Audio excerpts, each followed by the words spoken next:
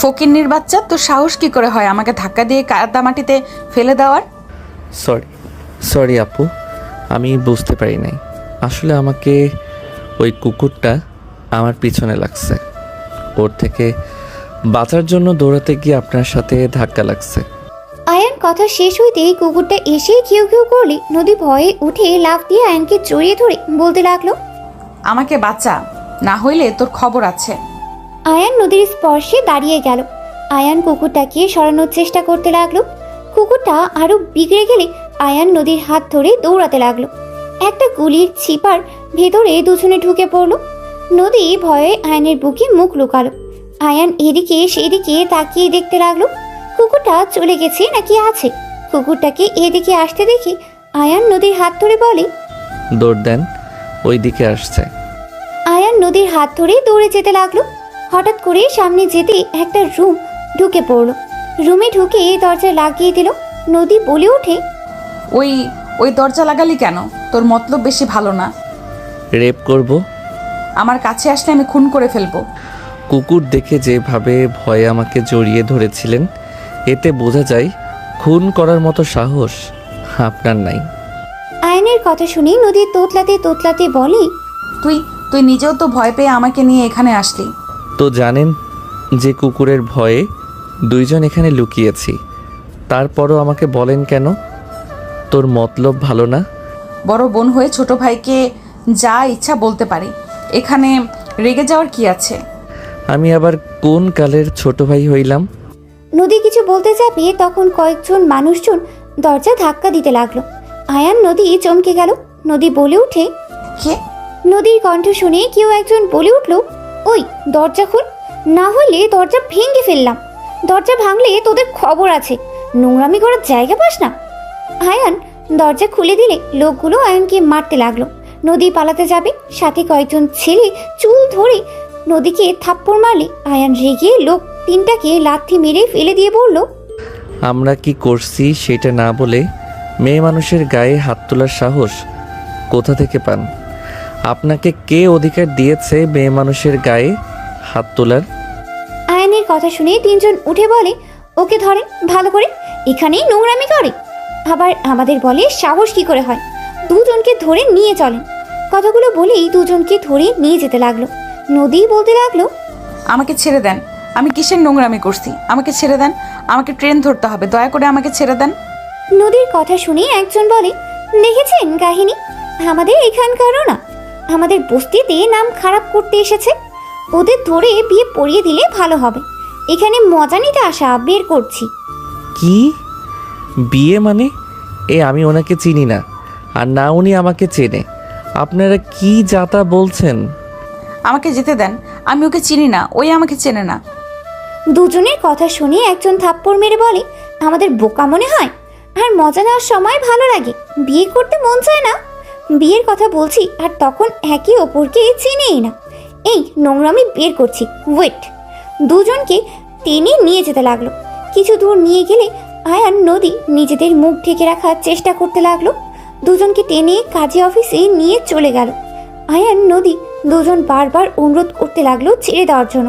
সবাই মেরে ধরে জোর করে বিয়ে পড়িয়ে দিল। আর দুজনকে বলল, নেক্সট টাইম যদি তোমাদের এইখানে দেখি কপালে দুঃখ আছে, নোংরামি করতে আছোস তাই না? গলির ভেতর থেকে শুরু করে সোজা আমার ঘরে গিয়ে নোংরামি মন চাইছে গলায় চেপে ধরি। আমার রুমটাই খারাপ করে দিল। কথাগুলো বলেই লোকটা চলে গেল। নদী কান্না করতে বলে উঠে, তোর জন্য এসব হইল, তুই ইচ্ছে করে এসব করছস, তোরে আমি খুন করে ফেলবো। আয়ানকে নদীর মারতে যাবে, সাথে সাথে আয়ান নদীর হাত ধরে ফেলে, বলে, দেখেন, আমি এখানে কাজের জন্য এসেছিলাম, আমি চাকরি খুঁজতে এসেছি। আমি কিভাবে ইচ্ছে করে এসব করব? আমার ফ্যামিলি জানলে কতটা কষ্ট পাবে আপনি জানেন? চুপ কর, তুই ইচ্ছে করে করছস। তোর সাথে দেখা হওয়ার পর থেকে যত ঝামেলা হচ্ছে, তুই সব নষ্টের মূল। আজব তো, শব্দ আমার নিজের মনে হয় নাই। আপনাকে বলছিলাম আমাকে জড়িয়ে ধরতে, নিজেই জড়িয়ে ধরে এখন আমার উপরে দোষ চাপাচ্ছেন। দেখেন, এখানে আমারও দোষ নাই, আপনারও নাই। ওঠেন, কাজী অফিসে বসে থাকবেন নাকি? আমি এখন বাসায় যাব। কিভাবে? আমার ট্রেনও ছেড়ে দিয়েছে 10 মিনিট আগে। আপনি এখানে কেন এসেছিলেন? এক ফ্রেন্ড দেশের বাইরে গেল, ওর সাথে দেখা করতে এসেছিলাম। বাহিরে চলেন, ওনারা বিয়ে করবে। আয়ান নদী কাজে অফিস থেকে বের হয়ে গেল। নদী বাইরের একটা বেঞ্চিতে বসে কান্না করতে লাগলো। আয়ান বলে ওঠে, কান্না কেন করেন?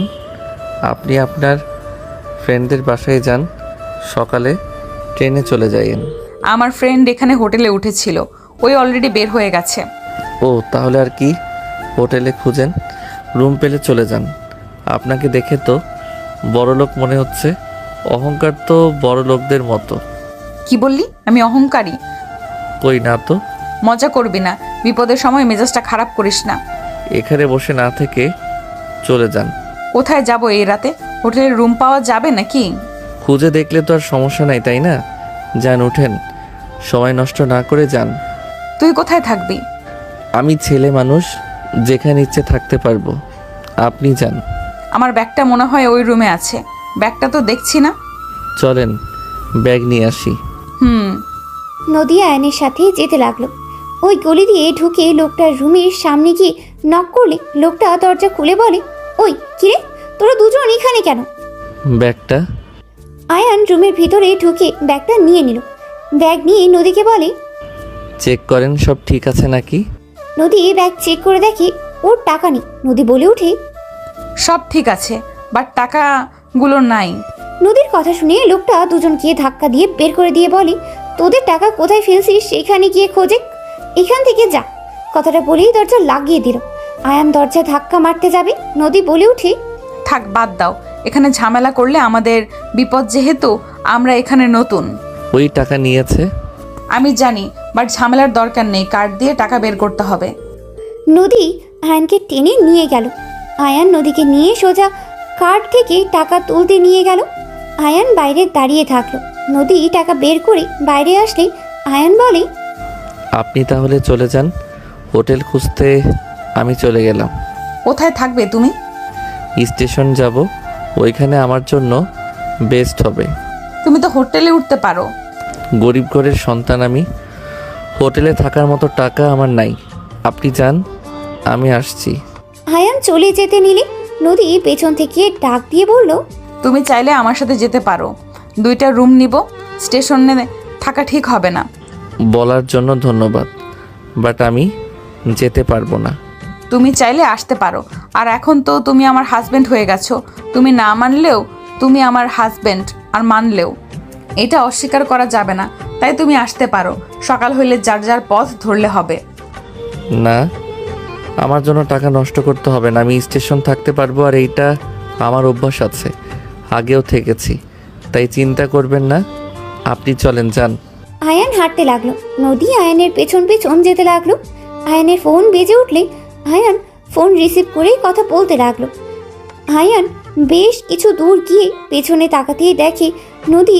আয়ান নদীকে দেখে বলে, কি ব্যাপার, আপনি এখানে?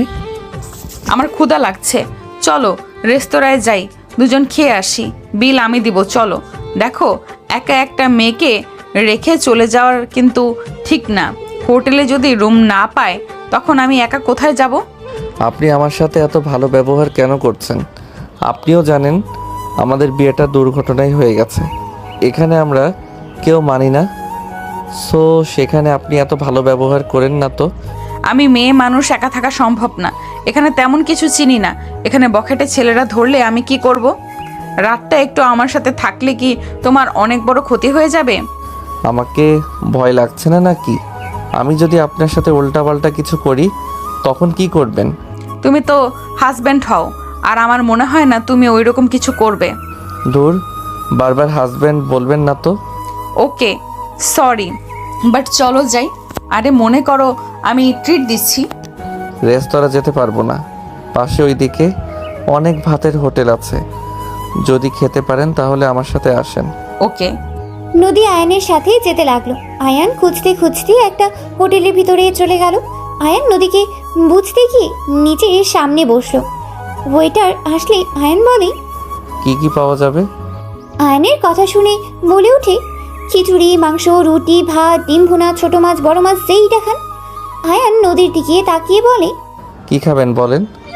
সব দিন 2 প্লেট করে। কি বলেন, এত খারাপ কে খাবে? তুমি খাবা? আমিও খাই না। আমাকে খিচুড়ি আর ডিম ভুনা নিয়ে এসে দেন। আর আপনি কি কি খাবেন সেটা বলে দেন। আমাকেও তাহলে খিচুড়ি ডিম ভুনা দেন। সাথে মাংস নিয়ে আসেন। আয়ান অর্ডার দিয়ে ফোন বের করে। কল রিসিভ করলে ওই পাশ থেকে একজন বলে ওঠে, তুই কোথায় রে? তোর আঙ্কেল অনেক চিন্তা করছে, এখন তো আসলি না। আব্বুকে বলো আমি ট্রেনটা ধরতে পারি নাই, সকালে ট্রেনে চলে যাব। আচ্ছা, তুই কোথায় থাকবি? দেখি। আচ্ছা রাখ ভাই। আয়ান কল কেটে দিল। খাবার আসলে আয়ান মাংস ডিম নদীর দিকে এগিয়ে দিল। নদী বলে ওঠে, আমি তো মাংস অর্ডার দেই নাই, তুমি দিয়েছো, তুমি খাও। আপনার জন্য করছি, আপনি খান। আমি একা খেতে পারবো না। আমি কিছু শুনতে পারছি না। আয়ান কথাগুলো বলে খাওয়া শুরু করলো। নদী আয়নের দিকে দিতে গেলে আয়ান রাগী লোক নিয়ে তাকালে নদী মাঝখানে রেখে ডিম দিয়ে খেতে লাগলো। আয়ান নদীর প্লেটের এক সাইডে রেখে ঠেকে দিলে মাংস। নদী বলে ওঠে, এটা কি করলে? খান, বেশি কথা বলেন না। তুমি হা করো, আমি খাওয়াই দিই। একটু খেয়ে দেখো কেমন লাগে। আমার অ্যালার্জি আছে, আপনি খান। ও আচ্ছা। নদী খেতে লাগলো। দুজন খাওয়া শেষ করে নিলে আয়ান বলে ওঠে, আরও কিছু খাবেন? পেটে জায়গা নাই, তুমি খাবে কি? না, আমারও পেট ভরে গেছে। নদী আয়ান উঠে পড়লে নদী বিল দিতে যাবে। আয়ান ওয়ালেট থেকে টাকা বের করে বিল দিয়ে দিল। নদী বলে ওঠে, এইটা কি করলে? চলেন। আমার প্রশ্নের উত্তর দাও। মানুষজন তাকিয়ে আছে, এখন থেকে চলেন। আয়ান চলে যেতে নিলে নদী আয়ানের পেছন পেছন যেতে লাগলো। নদী আয়ানকে বলতে লাগলো, আমাকে বিল দিতে দিল না কেন? তোমার কাছে তো বেশি টাকা নেই, তাহলে কেন এরকম করলে? মায়া মানুষের টাকা দিয়ে খাবো আমি? So funny. শুনেন, আমার সামর্থ্য অনুযায়ী আমি খাওয়ানোর চেষ্টা করছি। আর আপনি আমার স্ত্রী হয়ে গেছেন, সেখানে আপনার টাকায় খাওয়া আমার পক্ষে সম্ভব না। আর আসল কথা, আমি কারো টাকায় খাই না, নিজের ইনকামের ভিতরে সব কিছু করি। তাই এই বিষয় নিয়ে কোনো কথা শুনতে চাই না। স্ত্রী কি পর হয় নাকি যে তাদের কোনো কিছু নেওয়া যাবে না? বিপদে যদি স্ত্রী তার স্বামীর পাশে নাই থাকতে পারে, তাহলে কেমন স্ত্রী হইলাম? আপনি সম্পর্কটা অন্যভাবে নিয়ে যাচ্ছেন। আপনি ভুলে যাইয়েন না, আমাদের এই বিয়ের মধ্যে থাকা সম্ভব না। আজকে রাত পর্যন্ত আপনার সাথে থাকা, সকাল হইলে দুইজন আলাদা পথ। আচ্ছা শুনে দেখি, কম টাকায় কোনো রুম ভাড়া পাওয়া যায় নাকি? আয়ান কম ভাড়ায় হোটেল খুঁজতে লাগলো। কোনো জায়গায় খালি রুম পাইলই না।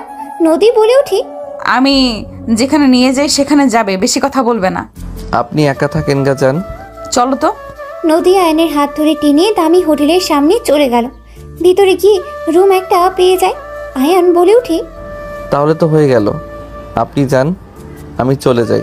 কথা কম বলো, চলো। নদী আয়নের হাত ধরে চাবি নিয়ে যেতে লাগলো।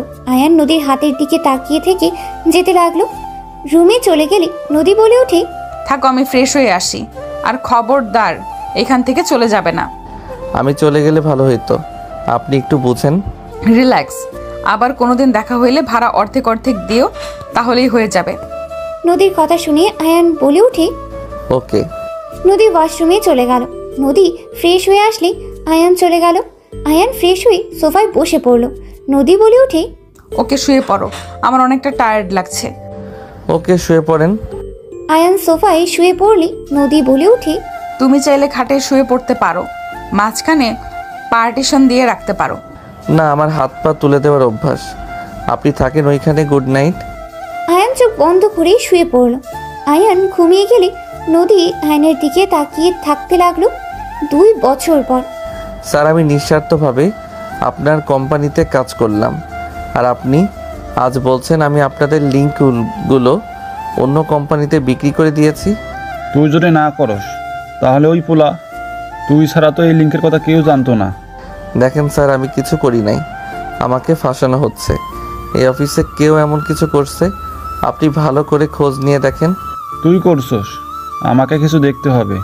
তুই এখন এই কোম্পানি থেকে চলে যা, যার কাছে বিক্রি করছস তার কোম্পানিতে কাজ কর, বের হ। রনি ধাক্কা দিয়ে বের করে দিতে সাথে সাথে আয়ানকে কেউ ধরে ফেললো। রাইসা বলে ওঠে, আয়ান কিছু করেনি, সব আপনি করেছেন। অন্যের উপরে দোষ চাপাতে লজ্জা করে না? ম্যাম কি বলছেন? আমি কেন এমন কাজ করব? রাইসা ফোন চালু করে ভিডিও ফুটেজ দেখালে রনি ঢোক গিলতেই লাগলো। রনি কিছু বলার আগে কার্ড দিয়ে বের করে দিল। রাইসা আয়ানকে বলল, আয়ান, তোমার সাথে কিছু কথা ছিল। ধন্যবাদ ম্যাম, আমাকে এভাবে বাঁচিয়ে দেওয়ার জন্য। ধন্যবাদ দিতে হবে না আয়ান, আমার সাথে একটু আমার কেবিনে আসো। রাইসার সাথে আয়ান তার কেবিনে চলে গেলে আয়ান কেবিনে ঢুকতেই রাইসা দরজা লাগিয়ে দিলে আয়ান চমকে উঠল। আয়ান বলে ওঠে, ম্যাম দরজা লাগিয়ে দিচ্ছেন কেন? ভয় পেও না, বসো এখানে। আয়ান আস্তে আস্তে ভয়ে সোফায় বসলে রাইসা বলে ওঠে, আরে এত ভয় কেন পাচ্ছ? আমি কি খেয়ে ফেলবো নাকি? শোনো, তোমার জন্য একটাই অফার আছে। কি অফার ম্যাম? তুমি তো এতিম, তাই না? হুম। আমাকে বিয়ে করবে? রাইসার কথা শুনে আয়ান লাফ দিয়ে উঠে পড়ে বলে, ম্যাম কি বলেন? আরে সিরিয়াসলি না, তুমি 3 মাসের জন্য আমার হাজবেন্ড হবে। আমার ফ্যামিলির সামনে শুধু আমার হাজবেন্ড হয়ে থাকবে। এর বিনিময়ে যত টাকা চাও আমি সব দিব, শুধু 3 মাস আমার হাজবেন্ড হয়ে থাকতে হবে। ম্যাম এসব কি বলেন? আপনি আপনার ফ্যামিলিকে কেন ঠকাবেন? আমি ঠকানো কাজের ভিতরে নাই। আপনি অন্য কাউকে দেখেন। আয়ান, আমার ব্যাপারটা বোঝো। আমার বয়ফ্রেন্ড এখন খুব ব্যস্ত, ওই দেশে আসতে তাও 1 বছরও লাগতে পারে। এতদিন আমার ফ্যামিলি কখনোই আমাকে রাখবে না। যদি স্বামী নিয়ে যায় তাহলে ওরা রাগারাগি করলেও আমাকে অন্য কারোর সাথে বিয়ে দিবে না। আমি আমার বয়ফ্রেন্ডকে ছাড়া কাউকে বিয়ে করতে পারবো না। প্লিজ তুমি আমাকে সাহায্য করো। ম্যাম ফ্যামিলিকে ঠকানোর মতো জঘন্য কাজ আমি করতে পারবো না। আপনি আমাকে ক্ষমা করে দেন। আপনি অন্য কাউকে দেখেন, আমাকে দয়া করে ছেড়ে দেন। আয়ান, আমার বয়ফ্রেন্ড একমাত্র তোমাকে বিষয় করেছে। ওয়েট, আমি তোমাকে ওর সাথে কথা বলিয়ে দিই, তাহলেই বুঝতে পারবে। রাইসা কল করতে লাগলো। কল রিসিভ করলেই রাইসা বলে ওঠে, জান, তোমাকে যে আমার এক এমপ্লয়ের কথা বলতাম, তুমি যাকে বাঁচাতে আমাকে কাছে ভিডিও ফুটেজ দিলে, তুমি একটু ওর সাথে কথা বলো। ওই ছেলেটা রাজি না। না, ওই রাজি হতে চাচ্ছে না। তুমি এটুকু বোঝাও না। আচ্ছা, ওর সামনে ফোনটা ধরো। রাইসা ফোনটা আয়নের সামনে ধরলে আয়ন সাথে সাথেই ফোন কেটে দিয়ে বলল, ঠিক আছে, আমি আপনার হাজবেন্ড হতে রাজি আছি। রাইসার অবাক হয়ে বলে ওঠে, কি হলো? এটাই তুমি রাফির সাথে কথা না বলে এভাবে কল কেটে দিলে, আর এখন বলছো হাজবেন্ড হতে রাজি আছো? আপনি কি চান আমি আপনার হাজবেন্ড হয়ে যাই, নাকি চান না? চাই। তাহলে কবে যাবেন আমাকে জানিয়ে দিয়েন। আমি আমার কাজ করতে গেলাম। তুমি কি রাফিকে চেনো? না, আমি কিভাবে ওনাকে চিনবো? তাও ঠিক। আচ্ছা যাও, সকালে ব্যাগ গুছিয়ে স্টেশন এসেছো, আমি কল দিব। ঠিক আছে। আয়ান চলে গেল। রাইসা রাফিকে কল দিয়েই কথা বলতে লাগলো। সন্ধ্যার দিকে অফিস ছুটি হইলে আয়ান বাসায় চলে গেল। আয়ান বাসায় গিয়ে রান্না করতে লাগলো আর রাকিব সাথে কথা বলতে লাগলো। কথা শেষ হইলে আয়ান রান্না শেষ করে ফ্রেশ হতে চলে গেল। ফ্রেশ হয়ে কিছুক্ষণ ফেসবুকিং করে রাত হইলে খেতে চলে গেল। খাবার খেয়ে ঘুমিয়ে গেল। সকালে রাইসার ফোনের শব্দে ঘুম ভেঙে গেল। আয়ান কল রিসিভ করতে রাইসা বলে ওঠে, আয়ান, কোথায় তুমি? ম্যাম 10 মিনিট লাগবে। তাড়াতাড়ি রেডি হয়ে আসো, 15 মিনিট সময় আছে। Okay ma'am. আয়ান ফোন রেখে তাড়াতাড়ি করে ফ্রেশ হতে চলে গেল। ফ্রেশ হয়ে পোশাক পরিবর্তন করে নিল। তাড়াতাড়ি করে ব্যাগ গুছিয়ে তাড়াতাড়ি করে বাসা থেকে বের হয়ে গেল। আয়ান রিক্সা নিয়ে সোজা স্টেশনে চলে গেল।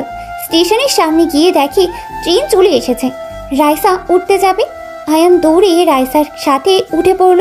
রাইসা আয়ানকে দেখে বলল, আসলে তাহলে এতক্ষণ কই ছিলে? আমি তো ভেবেছিলাম তুমি আসবে না। আমি যেহেতু কথা দিয়েছি সেখানে আমি কথা রাখবই। চলো। রাইসার সাথে আয়ান চলে গেল। নিজেদের সিটে বসে পড়ল। রাইসা রাফির সাথে ফোনে কথা বলতে লাগলো। আয়ান আর চোখে দেখতে লাগলো। রাফি দুষ্টুমি করে বলে ওঠে, তোমার জামাই ওইভাবে তাকিয়ে থাকে কেন? কথা বলবে নাকি? আমার সাথে কেউ কথা বলতে চাইলে আমি কিছু মনে করব না। সরি স্যার, আমি কারোর সাথে কথা বলতে ইচ্ছুক না। আপনারা কথা বলেন। আয়ান কথাগুলো বলে বাইরের দিকে তাকিয়ে থাকলো। রাফির সাথে রাইসার সারা রাস্তা কথা বলতে লাগলো। রাফি বলে ওঠে, তোমার ছোট্ট হাজব্যান্ডের মনে হয় ক্ষুধা লাগছে, খাবার নিয়ে আসো নাই? রাফি, বাজে কথা বলবে না। বারবার ওকে আমার হাজবেন্ড কেন বলছো? তোমার যদি রাগ হয় তাহলে নিজে চলে আসো, তা তো আসতে পারবে না, ফ্যামিলিকে বলার সাহসও পাও না, যত সব। আরে বাবা, রেগে কেন যাচ্ছ? আমি তো মজা করে বলছি। যাই হোক, তোমরা খেয়ে নাও, আমি মিটিংয়ে যাব। রাফি কল কেটে দিলে রাইসা আয়নের দিকে তাকাতে দেখে আয়ান সামনে বাচ্চা মেয়ের সাথে দুষ্টুমি করছে। রাইসা আয়নের আর বাচ্চা মেয়েটার কাণ্ড দেখে হেসে দিল। রাইসা আয়ানকে বলল, আয়ান, বিরিয়ানি খেয়ে নাও। কিছু খাবো না, পানি হবে কি? হুম। রাইসা পানি দিলে আয়ান পানি খেয়ে বাইরের দিকে তাকালো। রাইসা বিরিয়ানি খেতে জোর করলে আয়ান খেতে রাজি হলো না। রাইসা বলে ওঠে, কি সমস্যা তোমার? দুপুর হয়ে গেল, ক্ষুধা লাগে নেই নাকি? আপনি খান তো। আয়ান কথাগুলো বলে কানে হেডফোন দিয়ে সুরা শুনতে লাগলো। 5টার দিকে স্টেশন থেকে নেমে পড়লো। আয়ান নিজের ব্যাগ কাঁধে নিয়ে রাইসার লাগেজ নিয়ে যেতে লাগলো। রাইসা আয়ানের পেছন পেছন যেতে লাগলো। আয়ান স্টেশন থেকে বের হইলে রাইসা বলে ওঠে, আসি। আপু, আশিক দৌড়ে এসে রাইসাকে জড়িয়ে ধরে বলে, আপু কেমন আছো? আর ভুয়া দুলা ভাই এইটা নাকি? বাট এইটা ছোট লাগছে, কেউ বিশ্বাস করবে কিনা সন্দেহ আছে। আমার থেকেও তো ছোট লাগে। আপনি জানেন আমি ভুয়া হাজব্যান্ড? আমার দুলা ভাই তো রাফি চৌধুরী আর এই গ্রুপের মালিকের ছেলে। ও আচ্ছা। লাগেজ নিয়ে চলো। রাইসা কথায় আয়ানের হাত থেকে লাগেজ নিয়ে যেতে লাগলো। আয়ান ওদের সাথে যেতে লাগলো। 3 জন গাড়িতে উঠে যেতে লাগলো। আশিকের ফোনে কল আসতে সামনে ফোন রেখে কল রিসিভ করে ড্রাইভিং করতে লাগলো আর কথা বলতে লাগলো। আয়ান বাইরের দিকে তাকিয়ে থাকতে লাগলো। একটা পুরনো জমিদার বাড়ির ভেতরে গাড়িটা থামলো। আয়ান গাড়ি থেকে নেমে রাইসা বলে ওঠে, ভেতরে চলো। এটা তো জমিদার শেখ বাড়ি, তাই না? হ্যাঁ, আমার দাদার বাবা ছিলেন সে। ও আচ্ছা। ভেতরে চলো। আর তোমাকে দুপুরে যা যা বলেছিলাম মনে আছে? জি ম্যাম। বউবালা শেখো। ম্যাম কি? সরি। আয়ান রাইসা আশিকের সাথে যেতে লাগলো। ভিতরে ঢুকলে রাইসাকে সবাই জড়িয়ে ধরলো। রাইসা সবার সাথেই কথা বলতে লাগলো। হঠাৎ করে আয়নের চোখ সিঁড়ি বয়ে নামা মেয়েটার দিকে গেল। আয়ন চমকে গেল। রাইসা মেয়েটাকে দেখে জড়িয়ে ধরে বলল, কেমন আছোস? আলহামদুলিল্লাহ। অনেক শুকিয়ে গেছিস, খাবার ঠিক মতো খাস না নাকি? নাটক কম করো প্রিয়। নিজের দিকে তাকিয়ে অন্যজনের দিকে তাকিয়ে কথা বলেন। রাইসার কথা শুনে সবাই হেসে দিল। নদীর আম্মু সামনের দিকে তাকিয়ে বলে ওঠে, আশিক, এই ছেলেটাকে? নদীর আম্মুর কথা শুনে আয়ান সালাম দিল। নদী আয়নের দিকে তাকালে বুকের ভিতর টুক করে উঠল। রাইসা নদীকে ছেড়ে দিয়ে বলে, বড় আম্মু, আমার হাজবেন্ড আয়ন। আর এইদিকে আছো? সরি, সবার সাথে কথা বলতে গিয়ে তোমার সাথে পরিচয় করে দিতে ভুলে গেছি। রাইসার কথা শুনে নদী কয়েক পা পিছিয়ে গেল। সাথে সবাই থমকে গেল। রাইসার আম্মু বলে ওঠে, আমাদের না জানিয়ে তুই বিয়ে করে ফেলেছিস? উপায় ছিল না আম্মু। তোর দাদু, আব্বু, চাচুরা জানলে কি হতে পারে ভাবতে পারছিস? আর তুই কিভাবে আমাদের না জানিয়ে বিয়ে করলি? আমাদের তো একবার জানাতে পারতি। কি জানাবো? তোমরা কি বলেছ আমি আসলে আমাকে বিয়ে দেবে? তো আমি আমার বয়ফ্রেন্ডকে বিয়ে করে নিয়েছি। আর আমি বিয়ে করে সোজা এখানে নিয়ে এসেছি। বাসর তো আর করি নাই, তাই না? বউ কি ধরনের কথা বলো? বড়দের সাথে এভাবে কেউ কথা বলে নাকি? জান, চুপ করো, আমি কথা বলছি তো। কাকি বাদ দেন তো। আব্বু, চাচু, দাদুকে শান্ত কিভাবে করতে হবে সেটাই নিয়ে ভাবতে হবে। সত্যি কি তোরা বিয়ে করছোস রাইসা? এই ছেলেকে দেখে তো ছোটদের মতো লাগছে। ওই আমার জুনিয়র, বাট আমরা একে অপরকে ভালোবাসি।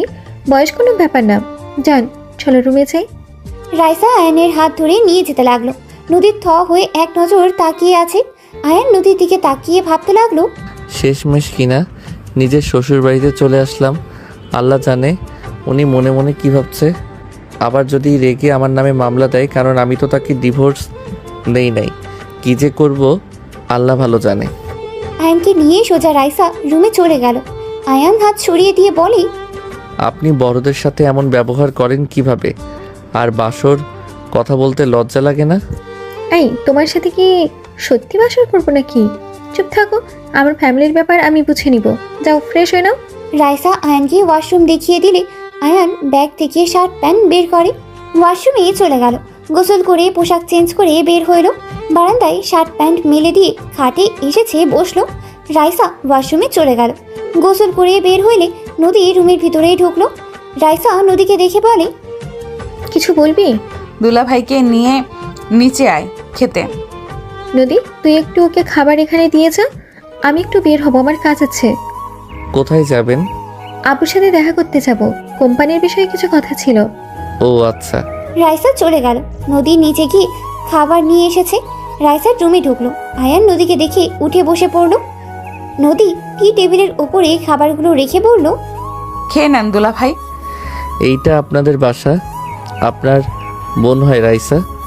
আপনি তো অনেক চালাক মানুষ। আপনাকে দেখে বড্ড অবাক হইলাম। আমার কেন জানি মনে হচ্ছে আপনি ইচ্ছে করে রাইসাকে ফাঁসিয়ে এই বাসায় এসে ঘর জামাই হয়েছেন। ঠিক বলছেন।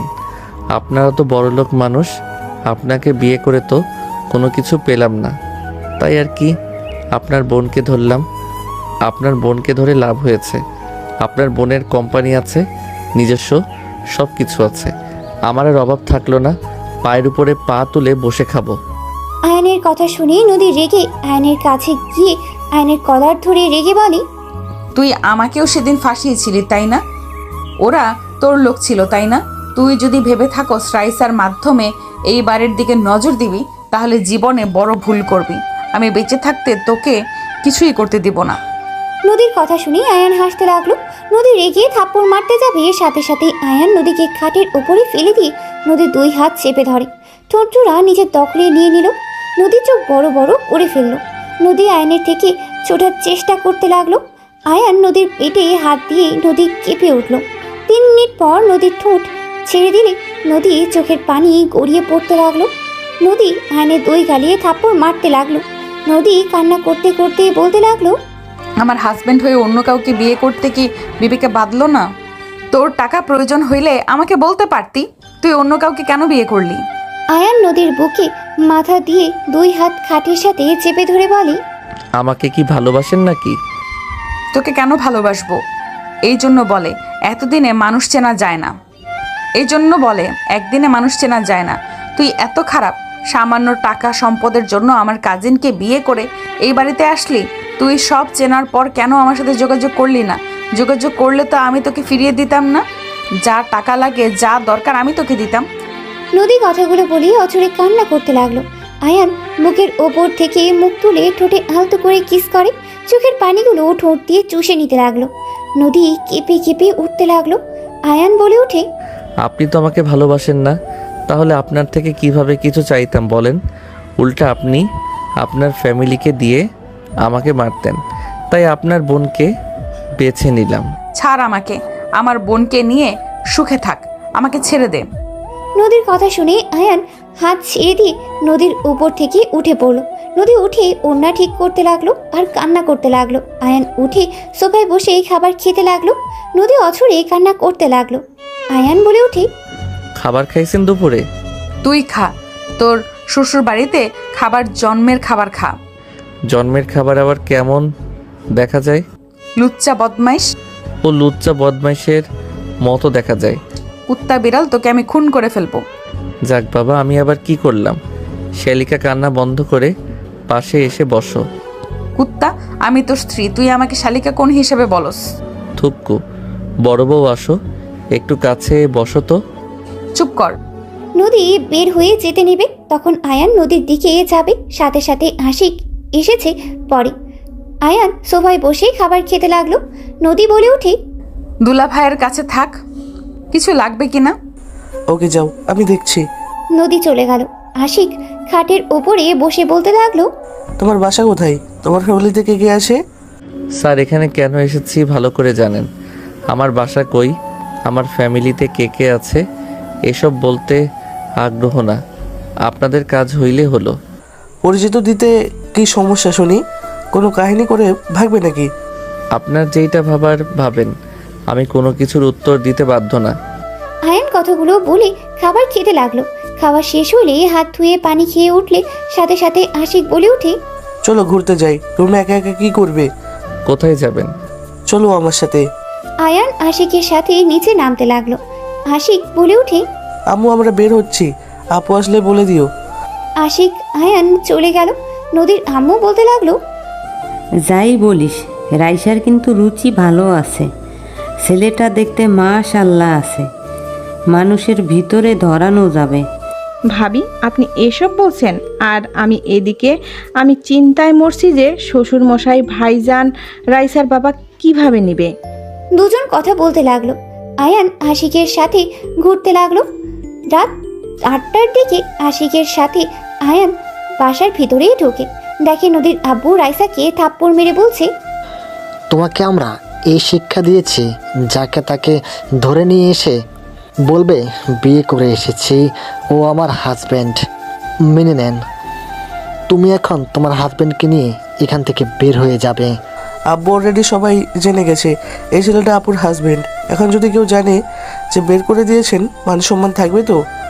এইটুকু ছেলেকে বিয়ে করছে, আমি কি আর বলবো? আমার বলার মতো ভাষা নাই। দাদু, ওর বয়স কম হইতে পারে, ও অনেক ভালো একটা ছেলে, আপনার ওর সাথে মিশলে বুঝতে পারবেন। আমি বুঝলাম ওই ভালো ছেলে, তুমি আমাদের না জানিয়ে বিয়ে কিভাবে করতে পারলে? আসসালামু আলাইকুম, আমি আপনাদের মাঝে কথা বলতে যাচ্ছি, যদি অনুমতি দিতেন। ওয়ালাইকুম আসসালাম। কিসের অনুভূতি? তুমি আমাদের মধ্যে একটা কথাও বলবে না? তুমি আমার বাতিদিকে পাশিয়ে বিয়ে করেছ। তোমার মতো ছেলেকে আমার চেনা হয়ে গেছে। তুমি কি ভাবছো আমার বাতিজিকে ভুলিয়ে বালিয়ে বিয়ে করে আমাদের সম্পত্তি নিয়ে নিবে? যদি ভেবে থাকো তাহলে জীবনে বড় ভুল করছো। দুঃখিত আঙ্কেল, আপনার মেয়ের সম্পত্তি বা আপনাদের সম্পত্তি এসব আমার কোনো লোভ নাই। আপনার মেয়েকে ভালোবাসি তাই বিয়ে করেছি। আপনারা আমাদের ভালোবাসা মেনে নিতেন না, তাই আমরা বিয়ে করতে বাধ্য হয়েছি। এখনও ও তোমাদের আমরা মেনে নিচ্ছি না, বের হয়ে যাও দুইজন। দাদু রাইসার হাত ধরতে যাবে, তখন রাইসার আব্বু বলে ওঠে, আব্বাজান, ভাইজান বাদ দেন। আমার মেয়ে বিয়ে করে ফেলেছে, সেখানে আর ঝামেলা করে কী লাভ? ভুলটা তো আর শোধরানো যাবে না। আমার মেয়ে যদি সুখে থাকে তাহলে থাক। আর আমার একমাত্র মেয়ে, আর একটাই ছেলে। আমার মেয়ের জামাই এমপ্লয়ি হয়েছে, সমস্যা নেই। আমার যা আছে এটাই আলহামদুলিল্লাহ, আমার ছেলে মেয়েদের হয়ে যাবে। রাইসার আব্বু কথাগুলো বলে চোখের কোণায় পানিগুলো গড়িয়ে পড়ার আগে মুছে ফেললো। আয়ান রাইসার আব্বুর দিকে তাকিয়ে অনেক মায়া হইতে লাগলো। নদীর আব্বুও বলে ওঠে, মেয়ে ছেলেকে সবসময় ছেড়ে দিবি না তো? মাথায় তুলে আজ কি হলো? তোর মেয়ে একা বিয়ে করে চলে আসলো, আর আমার মেয়ে ছেলেকে দেখ, আজ পর্যন্ত কোনো রিপোর্ট নাই। ছেলে মেয়েদের বেশি মাথায় তুললে এমনই হবে। নদীর আব্বুর কথা শুনেই রাইসার আব্বু চুপ করে থাকলো। রাইসা মাথা নিচু করে রাখলো। আয়ান বলে ওঠে, দুঃখিত, কিছু মনে করবেন না। সব সময় চোখে দেখা কানে শোনা সবসময় সঠিক হয় না, আর ছেলে মেয়েদের নিয়ে বেশি গর্ব করা লাগে না। আর কি বলেন যে মাথায় বেশি তুলে ছেলে মেয়ে নষ্ট হয়ে যায়? স্যার, ব্যাপারটা সম্পূর্ণ ভুল। রাইসা বা তার বড় ভাই তার বাবা মায়ের অসম্ভব ভালোবাসে, সম্মান করে। আপনার ছেলে মেয়ে যে দেখতে পারছেন, আপনি বলেন যে তাদের শাসন করেন, কঠোরভাবে রাখে। আঙ্কেল, আমি 100% গ্যারান্টি দিয়ে বলতে পারি আপনার ছেলে মেয়েরা আপনাকে মনে মনে বকাঝকা করে, আপনাকে সহ্য হয়তো করতে পারে না। আপনার সামনে হয়তো ভয়ে এক্সপেক্ট করে, বাট মনের ভিতর থেকে এক্সপেক্ট করে না। আয়নের কথা শুনে আশিক নদী রাগী লুক নিয়ে তাকালে আয়নের কথা শুনে বলে, বিয়াদব ছেলে, আমার ছেলে মেয়েদের নিয়ে বাজে কথা বলে আস। তোর সাহস কি করে হয়? আমার সন্তানরা আমাকে ভয় পায়, সম্মানও করে, বুঝতে পারছস? আর রাইসা যদি কাউকে ভালোবাসতো, তোর মতো বিয়াদবকে মতো কাউকে বিয়ে করে আনতো না। সরি আঙ্কেল, আমার কথায় কষ্ট পেয়েছেন, বাট আঙ্কেল, আমি যদি বলি এখানে আপনার আর দাদু ভয়ে এমন কাজ করতে বাধ্য হয়েছে, আপনারা তো রাইসার ইচ্ছে কোনো কিছু তো শুনতে চান না। বাড়িতে আসলে আপনাদের পছন্দ করা পাত্রর সাথে বিয়ে দিয়ে দিবেন। এইটা কেমন ব্যবহার হইল বলেন? যার বিয়ে সেই রাজি কিনা ওইটা জানার দরকার নাই। যাকে ভালোবাসে তার সম্পর্কে খোঁজ খবর নিয়ে যে দেখবেন ছেলেটা আসলে ভালো নাকি খারাপ, ওইটা তো দেখবেন না। দেখবেন শুধু ছেলেটা টাকা আছে নাকি হাই লেভেল বংশ হইতে হবে। এত টাকা টাকা করে কি হবে আঙ্কেল, যদি ভালোবাসাটা না থাকে? আয়নের কথা শুনে রাইসার আব্বু বেশ ভালো লাগলো। নদীর আব্বু রেগে বলে ওঠে, তুই কি বলতে চাস? হ্যাঁ, আমরা আমাদের সন্তানের ভালো চাই না, খারাপ চাই না কি? আঙ্কেল, আমি সেইটা বুঝাই নাই। আসলে সমস্যা কি জানেন, মাঝে মাঝে বাবা মায়েরা সন্তানের ভালো করতে গিয়ে সন্তানের খারাপ ভবিষ্যৎটা খারাপ করে দেয়। আঙ্কেল, সবসময় টাকার পিছনে ছুটবেন না। মানুষ ব্যবহার দেখবে, মেয়ে ভালো দেখবে কিনা সেটা দেখবে।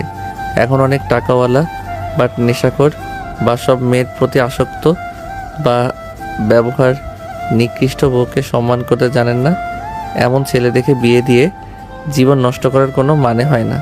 তাই না? তা তুই অনেক ভালো ছেলে, এটা বোঝাতে চাচ্ছিস নাকি? তোর মতো দুই পয়সার ছেলের সাথে নিজের মেয়েকে বিয়ে দিব নাকি? আমি বলি নাই আমি ভালো। আয়ান আর কিছু বলার আগেই রাইসা বলে ওঠে, আয়ান চুপ করবি প্লিজ, অনেক জ্ঞান দিয়েছো, দয়া করে চুপ করো। রাইসার কথা শুনে আয়ান চুপ হয়ে গেল। নদীর আব্বু রেগে বলে ওঠে, আব্বা, আপনি তাকিয়ে কি দেখছেন? আপনার ছেলেকে এতটুকু ছেলে এসে অপমান করছে আর আপনি চুপচাপ শুনে যাচ্ছেন, কেউ কোনো প্রতিবাদ করছেন না। ছেলেটা ছোট হইলেও আসলে অনেক কিছু ঠিক বলছে। আব্বু, তুমি ওদিকে টানছো। আচ্ছা বাদ দে, মেজো যেহেতু মেনে নিয়েছে সেখানে আমার কথা বলে কী লাভ? রাইসা, ওকে নিয়ে রুমে যাও। রাইসা আয়ানকে ইশারা করলে আয়ান রাইসার সাথে যেতে লাগলো। নদী আয়নের দিকে তাকিয়ে আছে। আয়ান নদীর দিকে তাকিয়ে চোখ টিপ মারলে নদীর রাগে গজগজ করতে লাগলো। নদীর আব্বু রেগে চলে গেল। নদীর আম্মু বলে ওঠে, বাবা, এইটুকু ছেলে না কত বড় বড় কথা। এখনকার ছেলেমেয়েরা অনেক পাকনা। আয়ান ছোট হলেও কথাগুলো কিন্তু সঠিক বলেছে। পাকনামি করা লাগবে না তোর, যা এখান থেকে। রাইসার আব্বু চলে গেল। দাদুও নিজের রুমে চলে গেল। আয়ান রাইসার সাথে রুমে গেলে রাইসা রেগে ধমকে সুরে বলে ওঠে, এই তোমাকে আমি এইসব শিখিয়েছি? বড় আব্বুর সাথে যে তর্ক করলে মেরে হাড্ডি ভেঙে দিত। আব্বু চুপ করেছিল জন্য কিছু করলো না। আব্বু যদি কিছু বলতো আমাদের বিরুদ্ধে গেলে মেরে বের করে দিত। Sorry ma'am. রাইসার ফোন বেজে উঠলে রাইসার বারান্দায় চলে যায়। আয়ান খাটের উপরে বসে চিন্তিত হয়ে বসে থাকলো। আয়ান মনে মনে ভাবতে লাগলো, আমি কি কাজটা ঠিক করছি? লোকটার চোখে আমি স্পষ্ট কষ্টের ছাপ দেখলাম। উনি হয়তো কল্পনাও করতে পারছে না তার মেয়ে এমন একটা কাজ করতে পারে। আমি কি ওনাকে সব সত্যিটা বলে দিব? না থাক, সত্যিটা বলে দিলে অন্য ঝামেলা হয়ে যাবে। আয়ান কথাগুলো ভাবতে লাগলো। 10টার দিকে রাইসাদের ডাকলে আয়ান রাইসা দুজন নিচে চলে গেল। আয়ান সবার সাথে ডাইনিং টেবিলে বসতে যাবে, তখনই নদীর আব্বু এসে বললেই, সামান্য একজন এমপ্লয়ি হয়ে বসদের সাথে খেতে বসতে চায় কোন সাহসে? এই ছেলে, নিচে গিয়ে বসো। Sorry sir. শফিক, চুপ কর তো। আয়ান, তুমি বসো আমাদের সাথে। ও যদি আমাদের সাথে খায়, আমি খাওয়ার বাদ দিয়ে উঠে যাব। নদীর আব্বুর কথা শুনেই কিছু বলবে, তখন আয়ান বলে ওঠে, স্যার আপনি থাকেন, সমস্যা নাই, আমি নিচে বসছি। আয়ান এক সাইডে গিয়ে ফ্লোরে বসলে নদী আয়ানের পাশে গিয়ে বসলো। আশিকও চলে গেল। রাইসাও আশিকের পাশে বসে পড়লো। নদীর আব্বু রেগে বলে ওঠে, কি রে, তোরা ওখানে বসলি কেন? আম্মু, কাকি, আমাদের এখানে খাইতে দেন। আপনারা আমার সাথে কেন বসছেন? আমি গরিব ঘরের সন্তান, আপনারা যান। আমার সাথে বসা আপনার জন্য ঠিক না। তুমিও মানুষ, আমরাও। ওয়েট, আমি নিয়ে আসি। আশিক নদী উঠে খাবার নিয়ে আসতে গেলে নদীর আব্বু রেগে নদীর গালে থাপ্পড় মারতে গেলে আশিক সামনে দাঁড়ালে ওর গালে গিয়ে থাপ্পড়টা পড়লো। দাদু রেগে বলে ওঠে, আমার দাদু ভাইদের গায়ে হাত তোলার সাহস তোকে কে দিল? ওদের মতো থাকতে ওদের দে সব কিছু জোর করে চাপিয়ে দেওয়ার চেষ্টা করিস না। আব্বাজান, প্লিজ, আপনি আমাদের মধ্যে নাক গলাবেন না। একজন তো ধরে নিয়ে এসেছে বস্তির টোকাইকে, আবার এটা যে কি করবে সেটাই ভেবে পাচ্ছি না আমি। এত বড় সাহস, আমাকে বলস আমি নাক গলাই? দাদু নদীর আব্বুর কথা সহ্য করতে না পেরে বুকে ব্যথা উঠে গেল। আয়ান দৌড়ে গিয়ে দাদুকে ধরে ফেললো। নদী দাদুকে ধরে বলতে লাগলো, দাদু কি হলো? আপনার অনেক ব্যথা করছে, আপনি শান্ত হন। আব্বু, আপনি এইটা কি করলেন? আপনি জানেন দাদুকে রাগানো যাবে না, তারপরও আপনি সেই কাজটাই করলেন। নদীর আব্বু থমকে গেল। তাড়াতাড়ি করে দাদুকে ধরতেই রাইসার আব্বু হাত সরিয়ে দিলে আয়ান দাদুকে কোলে তুলে নিয়ে বলি, ওনাকে হসপিটালে নিয়ে যেতে হবে, এভাবে এখানে রাখা যাবে না। আশিক আয়ানের সাথে ধরে নিয়ে যেতে লাগলো। আয়ান আশিকের পেছন পেছন সবাই যেতে লাগলো। নদীর আব্বু চোখ দিয়ে পানি পড়তে লাগলো। আয়ান গাড়িতে তুলে দিল। নদী রাইসা ওর দাদুকে ধরে কান্না করতে লাগলো। আয়ান ড্রাইভারের কাছ থেকে চাবি নিয়ে ড্রাইভিং করতে লাগলো। আশিক আয়ানকে রাস্তা চিনিয়ে দিতে লাগলো। আয়ান হসপিটালের সামনে গিয়ে থামিয়ে তাড়াতাড়ি করে আশিকের সাহায্য নিয়ে দাদুকে নিয়ে হসপিটালে চলে গেল। নার্স এসেছে, দাদুকে নিয়ে চলে গেল। নদী রাইসা কান্না করতে লাগলো। আয়ান নদী রাইসাকে বসিয়ে দিয়ে বলতে লাগলো, দুইজন কান্না থামান, কিছু হবে না। আল্লাহর কাছে দোয়া করেন। আর এইভাবে কেউ কান্না করে নাকি? কান্না থামান তো। দাদুর কিছু হয়ে গেলে আমি কার সাথে আবদার করব? কে আমাকে বুঝবে, ভালোবাসবে? আমার কিছু হলে কে আগে এসেছে পাশে দাঁড়াবে? ওনার কিছু হবে না, আল্লাহর কাছে দোয়া করলে তো পারেন। অ্যান্ড তুমি চুপ করবে? আমাদের কষ্ট তুমি কি বুঝবে? তুমি তো এতিমখানায় বড় হয়েছো। তোমার ফ্যামিলি থাকলে আমাদের ভেতরে কারো কিছু হলে বুঝতে। রাইসার কথা শুনে আয়ানের বুকের ভেতরে ঠুক করে উঠল। আয়ান চুপ হয়ে গেল। আয়ান উঠে দাঁড়িয়ে দাদুর কেবিনের দিকে তাকিয়ে থাকলো। আশিক ডাক্তার ডেকে নিয়ে আসলে ডাক্তার চলে গেল দাদুকে দেখতে। সবাই হসপিটালে চলে আসলো। কয়েক ঘন্টা পর ডাক্তার বের হইলে সবাই ডাক্তারের কাছে এগিয়ে গেল। ডাক্তার বলে ওঠে, রোগীর আপাতত ঠিক আছে। আপনাদের তো বলে দেওয়া হয়েছিল রোগীকে হার্ট না করা। ওনাকে কোনো চিন্তা ভাবনা রাগানো যাবে না, ওনার খেয়াল রাখতে হবে। পরের বার এই অবস্থা হইলেই বাঁচানো সম্ভব হবে না। ডাক্তার আর কিছু কথা বলেই চলে গেল। নার্স মেডিসিন লিস্ট দিলে আয়ান বলে ওঠে, আমার কাছে দিন, আমি নিয়ে আসছি। আয়ান লিস্ট নিয়ে চলে গেল। ফার্মেসিতে গিয়ে মেডিসিনগুলো কিনে হসপিটালে চলে আসলো। আয়ান মেডিসিনগুলো দিলে নার্স হাতে দাদুর কাছে চলে গেল। 5 দিন পর দাদুকে হসপিটাল থেকে বাসায় নিয়ে আসা হয়েছে। দাদু খাটে শুয়ে থেকে কিছু ভাবছে। আয়ান বলে উঠল, দাদু আসবো।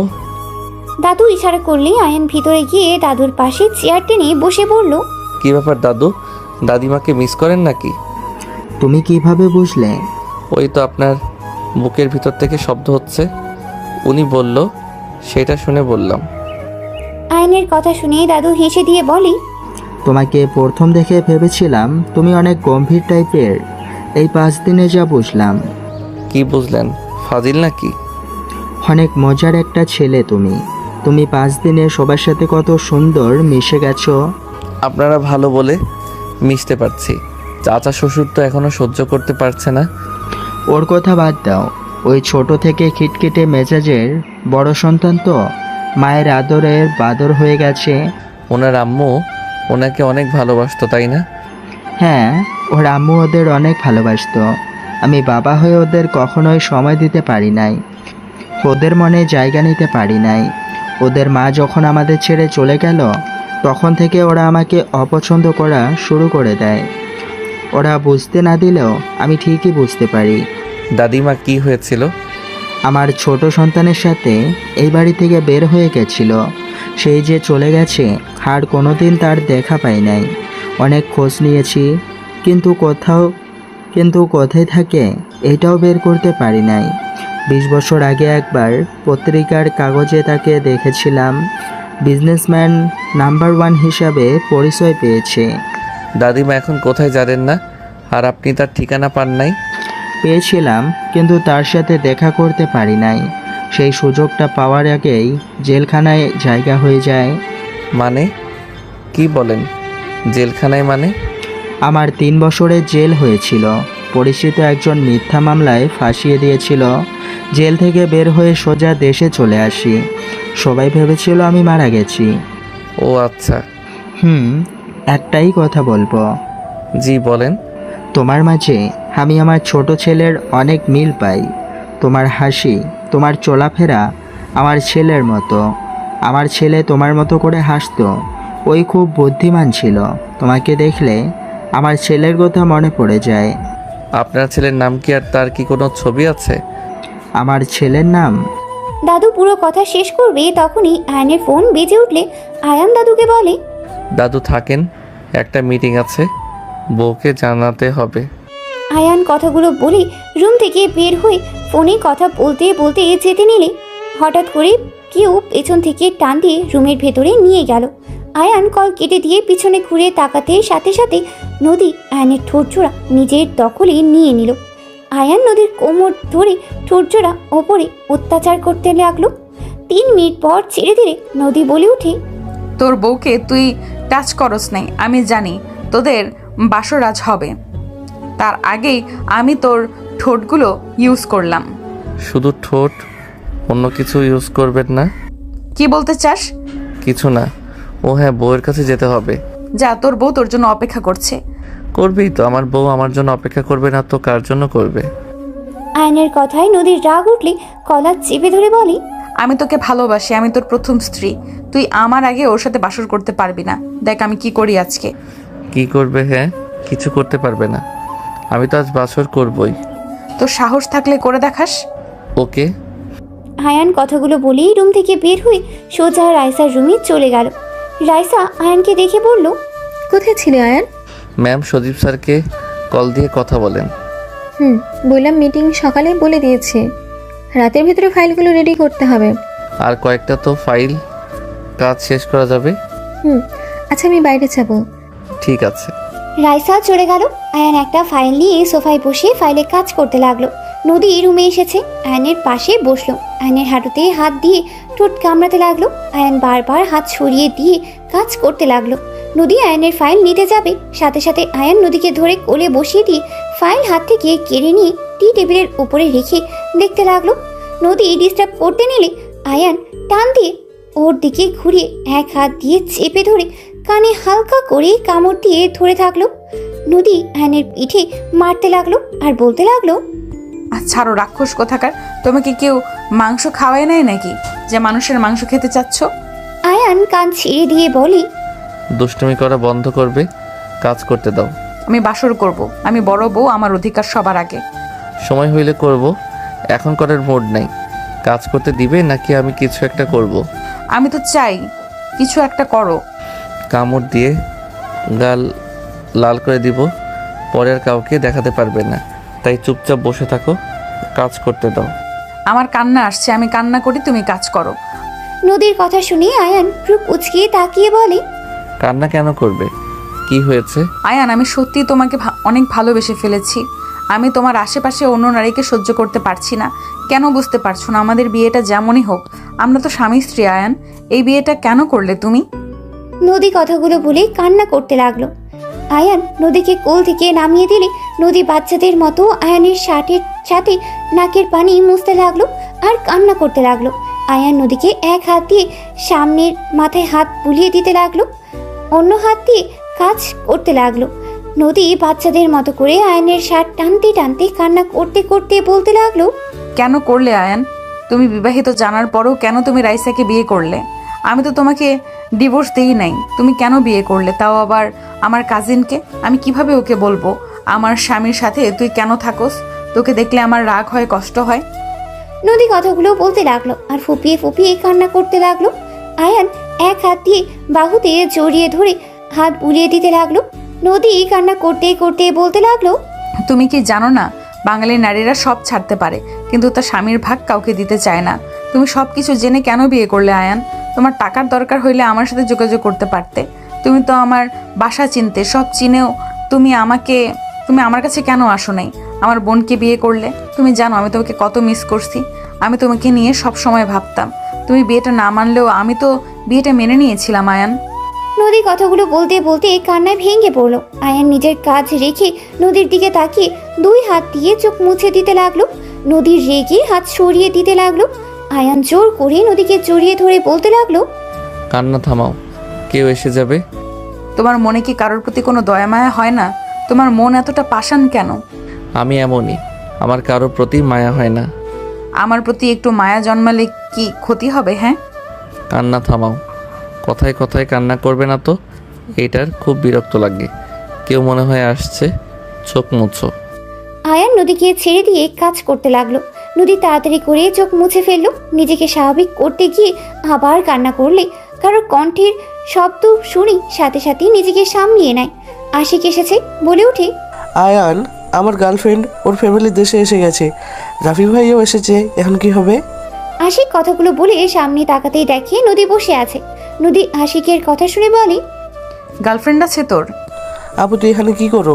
দুলা ভাইয়ের সাথে গল্প করি। তোর গার্লফ্রেন্ড আছে?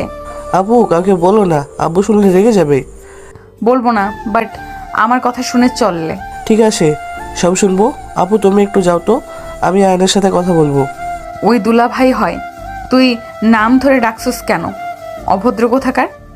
আমি অনুমতি দিয়েছি, তাই বলছে আপনি জানতো। কিসের অনুমতি? হ্যাঁ, ওকে দুলাভাই বলে ডাকবি, একদম নাম ধরে ডাকবি না। ঠিক আছে তুমি যাও। নদী চলে গেলে আশিক আয়নের কাছে এসে বলে, আপু তো বাইরে গেছে, এখন কি হবে? ভাইয়া যদি তার বাবা মাকে নিয়ে চলে আসে, হুট করে যদি সবাই জেনে যায় যে এতদিন মিথ্যা কথা বলেছে রাইসা আপু তুমি তার হাজবেন্ড না, ভাবতে পারছো কি হবে? আমার আব্বু আরও রেগে যাবে। আপনার রিয়েল দুলাভাইকে কল করে সোজা বলেন এই বাসায় আসা লাগবে না, ভালোভাবে বুঝিয়ে বলেন। আমরা আগে সবাইকে বুঝিয়ে নেই, তারপর। তাই বলতে হবে। উনি ওনার দাদুর বাড়িতে যাবে, ওইখান থেকে সোজা আমাদের বাসায় আসবে হয়তো। দাদার বাড়ি? হ্যাঁ। ও আচ্ছা। আপু কখন আসবে? কিছু বলে গেছে কি? কল দেন। কল কেটে দেয়, মনে হয় ব্যস্ত আছে। ও আচ্ছা যান, চিন্তা করেন না, কিছু হবে না, সব ঠিকঠাক হয়ে যাবে। আশিক চলে গেল। আয়ান মনে মনে কিছুক্ষণ ভেবে কাজ করতে লাগলো। রাত 10টায় রাইসা রুমে আসলে আয়ানকে বলল, আয়ান, আজকে থেকে কিছু শুনেছো? হ্যাঁ, আপনার বয়ফ্রেন্ড এখানে আসবে ফ্যামিলি নিয়ে। 3 দিন সময় আছে। ওই এখনো বলেনি, বাট ওরা ঘুরতে দেশে এসেছে। 3 দিনের ভেতরে রাফি ওর ফ্যামিলিকে জানিয়ে দিয়ে চলে আসবে। এখন আমাদের কাজ হলো যে কোনোভাবে হোক সবাইকে বুঝিয়ে বলতে হবে আমরা কেন এমন করেছি। আচ্ছা, 3 দিন সময় আছে, এর ভিতরে সব ঠিক করে নেওয়া যাবে। আর আপনি তো বলেছিলেন কাজের চাপে দেশে আসতে পারছেন না, তাহলে হঠাৎ করে দেশে কেন আসলো? আমি জানি না, শুধু বলো দেশে আসবে, 3 দিন পর আমাদের এখানে আসবে। আমার মাথায় কিছু কাজ করছে না, ওর মাথায় যে কি ঢুকে আছে কে জানে। ও আচ্ছা। রাইসা কিছু বলবে তখনই রুমি নদী ভিতরে ঢুকে বলে, রাইসা, হ্যাঁ বল। আজকে আমি তোর সাথে ঘুমাবো। অনেক দিন ধরে দুই বোন একসাথে থাকি না, গল্প করা হয় না। রাইসা নদীর কথা শুনে চমকে গেল, ঢোক গিলতে লাগলো। আয়ান মনে মনে ভাবতে লাগলো, পাগলি বউ আমার, ভেবেছে আমি ম্যামের সাথে বাসর করব। পাগলি তো জানে না আমাদের বিয়ে হয় নাই, আর তো বাসর দূরের কথা। ইয়া মানে? নদী, আমাদের তো অনেক কাজ, আগামীকাল একসাথে গল্প করব। বুঝছি, জামাই পেয়ে বোনদের ভুলে গেছিস। আমি যে তোর বোনের থেকেও বেশি কিছু, এইটা তুই ভুলে গেছিস। এখন তোর স্বামী সব, তাই না? আরে নদী, তা না, তুই ভুল বসছিস। দেখ, সত্যি আমাদের অনেক কাজ আছে। রাইসার কথা শুনে নদী মনে মনে ভাবতে লাগলো, কি কাজ আছে আমি ভালো করে জানি। আমার জামাইয়ের সাথে বাসর করাবো ভালো করে, যেইভাবেই হোক এই রুমে থাকতেই হবে, না হলে ওদের মাঝে না না, এটা হতে পারে না। নদী কথাগুলো ভেবে বলে ওঠে, আমি কিছু জানি না, আমি এখানে থাকবো, তোর সাথে ঘুমাবো, এটাই আমার শেষ কথা। নদী এই কথাগুলো বলে সোজা খাটে গিয়ে শুয়ে পড়ল। আয়ান বলে ওঠে, শালিকা, তুমি তো জানো আমাদের বাসর এখনো হয় নাই। তুমি যদি থাকো তাহলে আমরা বাসর কিভাবে করব? আয়ানের কথা শুনে রাইসা রাগী লুক নিয়ে তাকালে আয়ান চোখ টিপ দিলে রাইসা কিছু বলল না। নদী বলে ওঠে, দেখুন দুলাভাই, আমার বোনকে আমি অনেক ভালোবাসি। আমি এতদিন দেশে ছিলাম না, রাইসাও নিজের অফিসের জন্য ব্যস্ত ছিল। দুই বোন অনেক দিন ধরে একসাথে থাকি না, বাসর পরে করেন। বউ তো আর পালিয়ে যাচ্ছে না। আমার অনেক মনে পড়ছে রাইসাকে। আমি এখন এখান থেকে যাব না। আপনি আমার বউকে আমার থেকে দূরে রাখতে পারেন না। আইন বাদ দাও, নদী বয়সে শুধু বড় হয়েছে, এখনো বাচ্চাদের মতো আছে। আর আসলে আমরা দু বোন অনেক দিন ধরে একসাথে থাকি না। আজকে তুমি সোফায় ঘুমাও, আমি আর নদী একসাথে ঘুমাবো। বউ, তুমি শুধু তোমার বোনের কথা ভাবলে, আমার কথা তো একটু ভাবো না। রাইসা চোখ পাকালে আয়ান ইশারা করলে রাইসা বলে ওঠে, এতদিন ধৈর্য ধরেছ, আজকে রাত তো ধৈর্য ধরো। রাইসা আমার কাছে আয়, তোর জামাইয়ের কাছে অনেক গেছস।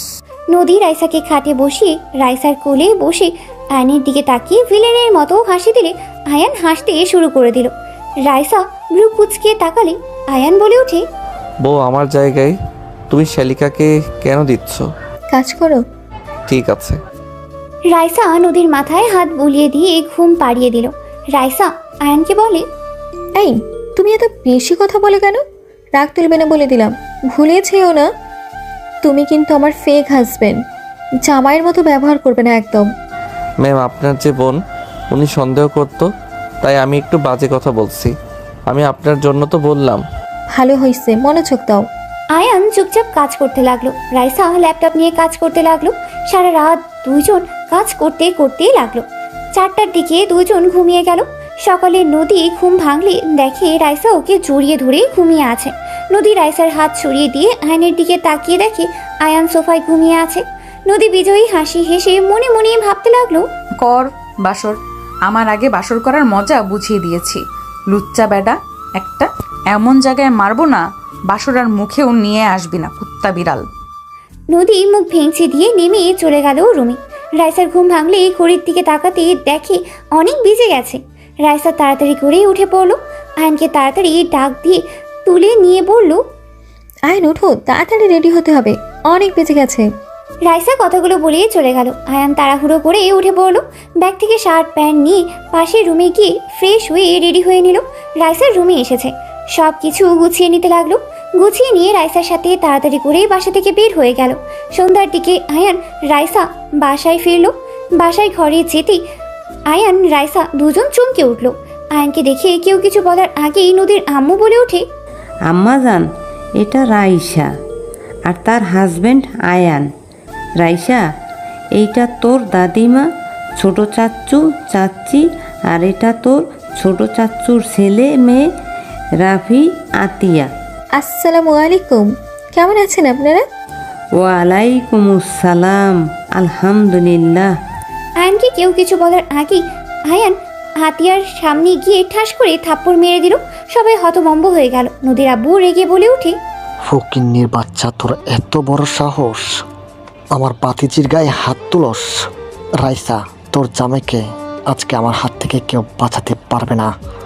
অনেক সহ্য করেছি, আর না। আয়ান, এটা কি করলে? এই তোমার বয়স কত? আতিয়া গালে হাত দিয়ে ঠোঁট বিচ্ছিরে কান্না করতে লাগলো। আয়ানকে জড়িয়ে ধরলে আয়ান সরিয়ে দেওয়ার চেষ্টা করতে লাগলো। আয়ান বলে ওঠে, খুব পাকনা হয়ে গেছো তাই না? কোথায় কি করো তুমি কি ভাবছো আমি কিছু জানি না? থাপ্পড় দিয়ে সবগুলো দাঁত ফেলে দিব। কি করছো তুমি জানো না নাকি? আমি যদি মুখ খুলি তো তোমাকে মেরে কেটে নদীতে ভাসিয়ে দিব। ছাড়ো। নদীর আব্বু রেগে আয়নের কলার ধরে টান দিয়ে ঠাস করে থাপ্পড় মারল। দাদিমা বলে ওঠে, শফিক, ছাড়ো ওকে। আম্মাজান, আপনি জানেন না এই ফকিন্নির বাচ্চা রাইসাকে ফাঁসিয়ে বিয়ে করেছে। আমাদের সম্পত্তির লোভে এই বাড়িতে এসেছে। শফিক, ছাড়তে বলেছি, ছাড়ো। কে কি সেটাই না জেনে হাত তুলবে না। তোমাদের সম্পত্তির লোভ ওর নাই, বুঝতে পারছো? ওর যা আছে তোমাদের তাও নেই। ছেড়ে ওকে। দাদিমার কথা শুনে সবাই অবাক হয়ে গেল। আয়ান নদীর আব্বুর হাত সরিয়ে দিয়ে বলল, আপনাদের সব ভাইদের মধ্যে শুধু অহংকার, শুধুমাত্র একমাত্র আমার শ্বশুর ভালো মনের মানুষ। আয়ান কথাগুলো বলেই চলে গেল। রাইসা বলে ওঠে, আয়নের হয়ে আমি সবার কাছে ক্ষমা চাচ্ছি। হাজব্যান্ডের সাথে অনেক সুখে আছেন দেখছি। অবশ্যই, কেন থাকবো না। রাইসা কথাগুলো বলেই চলে গেল। আয়ান ফ্রেশ হয়ে খাটে বসলে রাইসা রেগে বলে, তুমি আমার কাজিনের গায়ে হাত তোলার সাহস কি করে পেলে? নোংরামি করার একটা লিমিট আছে। আশিক ভাইয়ার গার্লফ্রেন্ড ওই মেয়েটা, অসভ্য একটা মেয়ে। ওরা তো বিয়ে করবে, তাতে তোমার কি সমস্যা? দেখো, তুমি নিজে লিমিটের ভেতরে থাকো। উনি আপনার কাজিন হয়, আগে তো বলেন নাই। কি বলবো, আমি নিজেই তো জানতাম না। জানলে কি এত কিছু করতে হইতো? সবাই জানিয়ে দিতাম। ও আচ্ছা, যাই হোক, আমরা যে প্রজেক্টটা পেলাম এতে অনেক ভালো লাগছে। আপনার অনেক দিনের স্বপ্ন পূর্ণ হয়েছে। এখন শুধু কাজ করতে হবে। ঢাকা চলে যেতে হবে যত তাড়াতাড়ি। আপনার ফ্যামিলিগত সমস্যার সমাধান করতে হবে। রাইসা আলমারি থেকে পোশাক নিয়ে ওয়াশরুমে চলে গেল। গোসল করে ছাদে চলে গেল। আয়নও ছাদে চলে গেল। বাতাসে রাইসার চোখে কিছু পড়লে রাইসা বলে ওঠে, আয়ান, একটু দেখবে কি? গলা অনেক জ্বালা করছে। আয়ান রাইসার চোখে ফু দিতে লাগলো।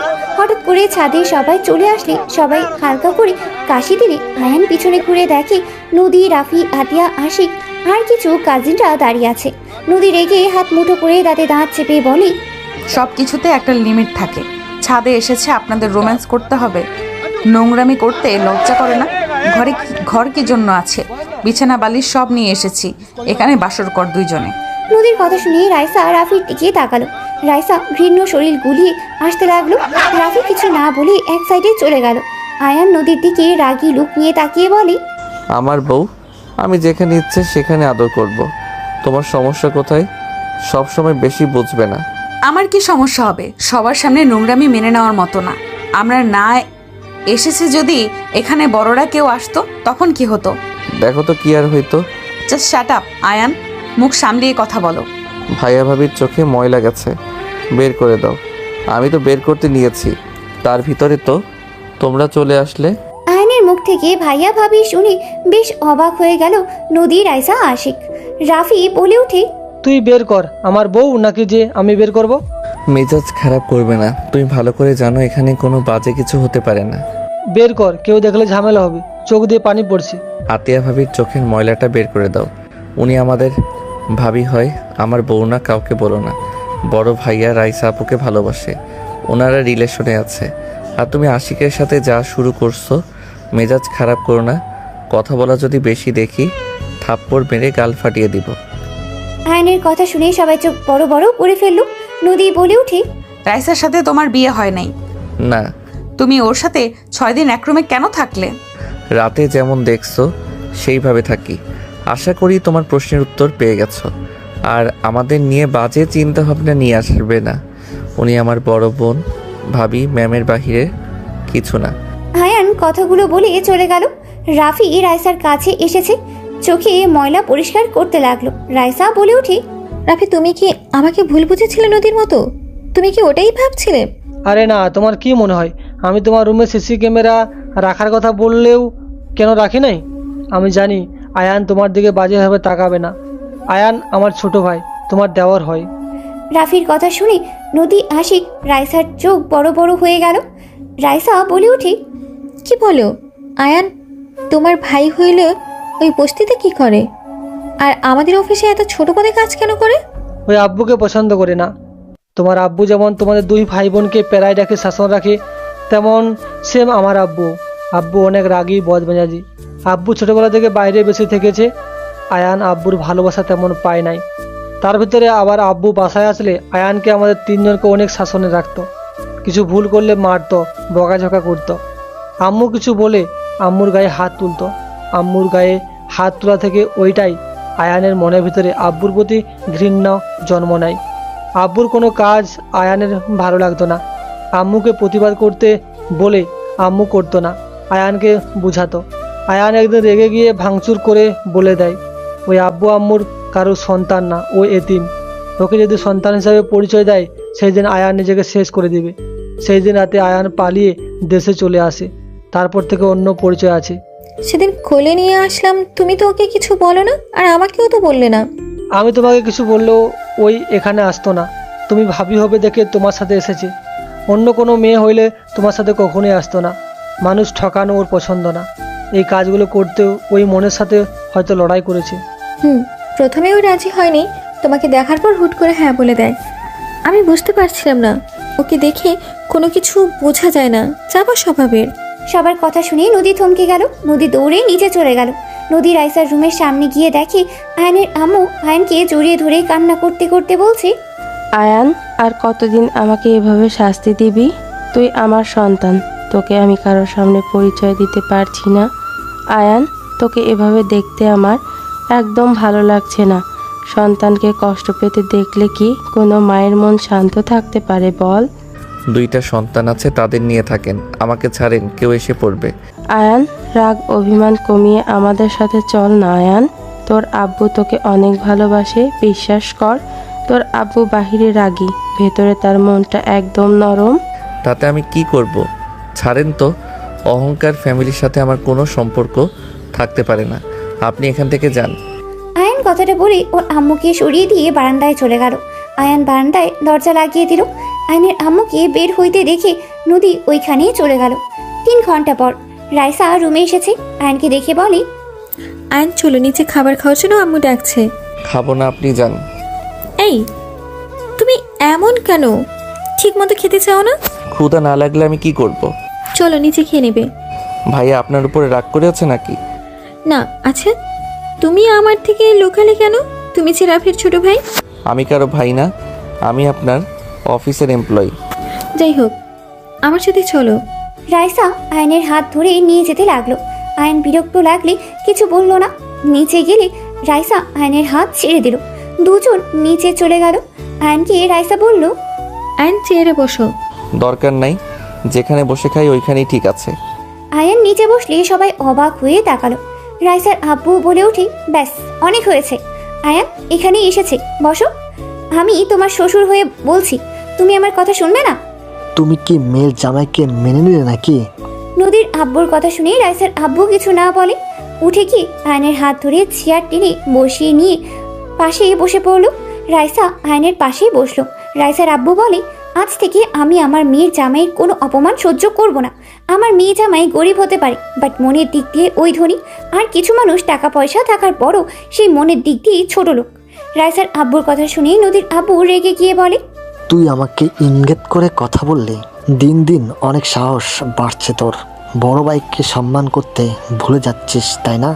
মেয়ের জামাইকে বেশি মাথায় তুলিস না, পরে দেখবি তোকে রাস্তায় বসিয়ে দিয়ে চলে গেছে। রাইসার আব্বু বলে, আমি বাঁচবো কতদিন? আমার মেয়ে ছেলে সুখে থাকলেই হবে, এক জায়গায় থাকলেই হবে। কি হলো, তাকিয়ে আছো কেন? খেতে দাও আয়ানকে। রাইসার আম্মু সবাই খাবার দিতে লাগলো। আয়নের আব্বু রাগে নিচের দিকে তাকিয়ে থাকলো। সবাইকে খাবার দিয়ে খেতে লাগলো। দাদিমা বলে ওঠে, নাচ জামাই, তুমি খাওয়া শেষ করে একটু আমার রুমে আসো তো, তোমার সাথে আমার কিছু কথা আছে। দুঃখিত, আমার কাজ আছে। আয়নের কথা শুনে নদীর আব্বু রেগে বলে, দেখ তোর মেয়ের জামাইয়ের কত বড় সাহস। আম্মা জানের মুখের উপরে বলে দেয় কাজ আছে। আম্মা জানের থেকে কি ওর কাজ আগে? আয়নের দিকে রাইসার আব্বু বলে, আয়ান বড়রা কিছু বললে শুনতে হয়। দেখো, উনি আমার আম্মা যান, তুমি তাকে অসম্মান করাও বিষয়টা খুব দুঃখজনক। দুঃখিত। আয়ন কথাগুলো বলে নিচের দিকে তাকিয়ে থাকতে খেতে লাগলো। নদী আয়নের দিকে তাকিয়ে থাকতে লাগলো। সবাই টুকটাক কথা বলতে লাগলো। খাওয়া দাওয়া হইলে সবাই বসার ঘরে বসে পড়লো। আয়ান রাইসার পাশে বসে থেকে ফোন চালাচ্ছিল। সবাই কথা বলতে লাগলো। হঠাৎ করে আয়নের আব্বু বলে ওঠে, ভাইজান, নদীকে তাহলে আমার বৌমা বানিয়ে নিতে চাই, আপনি কি বলেন? এটা তো খুব ভালো একটা সংবাদ। আমি নদীর জন্য পাত্র দেখতাম। সেখানে যদি রাফি বাবার সাথে বিয়ে হয় তাহলে তো অনেক ভালো হবে। হ্যাঁ, আমাদের মেয়ে আমাদের কাছে থাকবে। আমি এসেছি, আপনার ভাইকে বলেছিলাম, উনি বলল আপনারা রাজি না ও হতে পারেন। আরে না, রাজি কেন হবে না? আমার বাতিদির সাথে তো বিয়ে হবে, সেখানে না করার কোনো প্রশ্নই আসে না। আর এখানে বিয়ে হলে আরও অনেক ভালো হবে। আমার মেয়েকে নিয়ে কোনো চিন্তাই থাকবে না। আয়নের আব্বু আম্মু নদীর আব্বুর কথা বলতে লাগলো। আয়নের দিকে চোখ নদী তাকিয়ে আছে, রাফি রাইসার দিকে তাকিয়ে আছে। আয়ান সবার কথা শুনতে লাগলো। নদী আয়নের দিকে তাকিয়ে বলল, আব্বু আমি বিয়ে করতে পারবো না। নদীর কথা শুনে সবাই অবাক হয়ে গেল। নদীর আব্বু হাসি মুখে বলে, নদী, সব জায়গায় মজা করতে হয় না, এখানে সিরিয়াস ব্যাপারে কথা হচ্ছে। আমি কারোর সাথে মজা করছি না, আমি বিয়ে করতে পারবো না, এটাই আমার শেষ কথা। নদীর কথা শুনে নদীর আব্বু রেগে গিয়ে গালে সজোরে থাপ্পড় মেরে বলে, তোর সাহস কি করে হলো আমার মুখের উপরে না করস? আমি তোকে রাফির সাথে বিয়ে দিব, এটাই আমার লাস্ট কথা। তুই ভালো করে জানিস আমি একবার মুখ দিয়ে যা বের করি সেটাই করি। মেয়ে রাজি না থাকলে তাকে জোর করে বিয়ে দেওয়া ঠিক না আঙ্কেল। আয়নের কথা শুনে নদীর আব্বু রেগে ঘুরে আয়নের কলার ধরে বলে, তুই আমার মেয়ের মাথা নষ্ট করছিস নাকি? তুই তো আমার ফ্যামিলিকে নিজের হাতের মুঠো করে নিয়েছিস। দেখ, আমাকে রাগিয়ে দিস না, তোর জন্য মোটো কিছুই ভালো হবে না। রাইসার আব্বু নদীর আব্বুর হাত ধরে আয়নের কলার ছাড়িয়ে দিয়ে বলে, আয়ন খারাপ কিছু বলে নাই, নদী পছন্দ কি সেটা আগে জেনে তারপর বিয়ে ঠিক করো। মেয়ে রাজি না হলে সেখানে জোর করে বিয়ে দিও না। রাইসার আব্বুর কথা শুনে নদীর আব্বু বলে ওঠে, বাহ, খুব সুন্দর। নিজের মেয়ে তো এম্পায়ারকে বিয়ে করে নিয়ে এসেছে, এখন আমার মেয়ের মাথা জামাইকে দিয়ে খেয়ে নিয়েছে, যাতে আমার মেয়ের গরিব ফকিন্নির সাথে বিয়ে হয়। আমি খুব ভালো করে জানতাম তুই যে আমাদের সন্তান আমাদের ভালো সহ্য করতে পারস না। তুই যে ভালো মানুষের মুখোশ পরে থাকস। তুই যত চেষ্টা কর, আমি আমার মেয়েকে রাফির সাথে বিয়ে দিব। নদীর আব্বুর কথা শুনে রাইসার আব্বু বলে, নদী আমার মেয়ের মতো, বলতে আমার মেয়েই হয়। আমি ওকে রাইসা এক নজরেই দেখি, কখনোই ওদের আলাদাভাবে দেখিই নাই। আমি কেন চাইবো না আমার মেয়ে ভালো থাকুক? দেখো, মেয়ে কোথায় ভালো থাকবে সেটাই আমাদের বাবা মায়ের দেখা উচিত। মিজু ভাইজান সঠিক কথা বলছে। নদী যদি রাজি না হয় জোর করা ঠিক হবে না। বাহ, আপনি আবার সন্তানদের কথাও ভাবেন। আরে বিয়ে হয়ে গেলে তখন সব ঠিক হয়ে যাবে। ওদের কথা রাখো তো। কোনো কিছু ঠিক হবে না। আমি বিবাহিত আব্বু, আমার হাজবেন্ড আছে। বিয়ে হওয়ার পর আবার বিয়ে কিভাবে করব। নদীর কথা শুনে সবাই চোখ বড় বড় করে ফেললো। রাইসা বলে ওঠে, নদী কি বলিস? তুই তো কোনোদিন কারোর সাথে প্রেম করিস নাই। তোকে তো কখনো ছেলেদের সাথে কথা বলতেও দেখি নাই। নদীর আম্মু, তোমার মেয়েকে সামলাও। আমার রাগ বেড়ে যাচ্ছে কিন্তু। মা মেয়েকে কি যে করবো। নদী চুপ কর, কি ধরনের কথা বলস? বিয়ে করবি না বলে দিয়েছস, হয়ে গেছে। আবার মিথ্যা কথা বলতে হবে কেন? বিয়ে করেছস? আমি মিথ্যা বলছি না, আমি আসলেই বিবাহিত। তোমার জামাইকে আর কোনোদিন তো ফোন দেওয়া দেখলাম না। তুমি তো দেশে 1 বছর ধরে এসেছো, কই কখনো তো কল দেওয়া দেখলাম না। তোমার ফোনও তো আমার কাছে 2 দিন হলো ছিল। কোনো ছেলের ফ্রেন্ড বা কোনো ছেলের তো কল পেলাম না। আপু মজা করো না তো। আসলে তোর দোষ না, সব দোষ তোর মায়ের। নদীর আব্বু কথাগুলো বলি নদীর আম্মুকে থাপ্পড় মারতে যাবে, সাথে সাথেই দাদিমা হাত ধরে গালে সজোরে থাপ্পড় মেরে দিয়ে বলল, ব্যাস অনেক হয়েছে, আর না। কি শুরু করেছো? বাপ ছেলের এক অবস্থা, কোনো কিছু হইলেই স্ত্রীর গায়ে হাত তুলবে। এইসব কি ধরনের অশুভ? হ্যাঁ, কথা মুখ দিয়ে বলো, কথায় কথায় হাত তোলার অভ্যাস কমাও। আম্মা জান, আপনি জানেন না এই মা মেয়ে আমার চোখের আড়ালে কত কি করে রাখছে। কে জানে, আর যে মেয়ে মুখের উপরে তো দূর, চোখের উপরে চোখ রেখে কথা বলতে পারতো না, সে মেয়ে আমার মুখের উপরে সোজা বলে দিচ্ছে এ বিবাহিত, বিয়ে করতে পারবে না। মেয়ে বড় হয়েছে, বিয়ে যদি করে থাকে সব দোষ তোর। তোর ব্যবহারে যা দেখতে পাচ্ছি, এখানে তোকে না জানিয়ে বিয়ে করবে, এটাই স্বাভাবিক। বড় ভাইজান শান্ত হন, এত রেগে গেলে হবে। নদী আম্মু, তুমি কি সত্যি বিয়ে করছো? জি। তোমার হাজবেন্ড কোথায়? মারা গেছে। আমার জামাই একটা কাপুরুষ, নিজের স্ত্রীকে সবার সামনে পরিচয় দেওয়ার সাহস পায় না। নদীর কথা শুনে আয়ান ভ্যাবাচাকা খেয়ে গেল। আয়ান নদীর পাশে দাঁড়িয়ে বলে, সবাই একটু চুপ করলে আমি কিছু কথা বলতে চাই। তুই আবার কি বলবি? অনেক কথা বলা আছে, আমি এখন যা বলবো কেউ রিয়্যাক্ট করতে পারবেন না, সব কথা শুনবেন।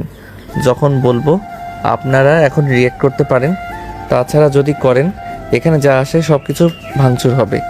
তুই হুমকি দেস নাকি? আয়ানের কলার ধরলে আয়ান হাত সরিয়ে দিয়ে বলল, কুল। প্রথমে তো মেজো চাচ্ছ আপনাকে, এখন যা বলবো আপনি অনেক কষ্ট পাবেন। আমাকে আপনি ক্ষমা করে দিয়েন।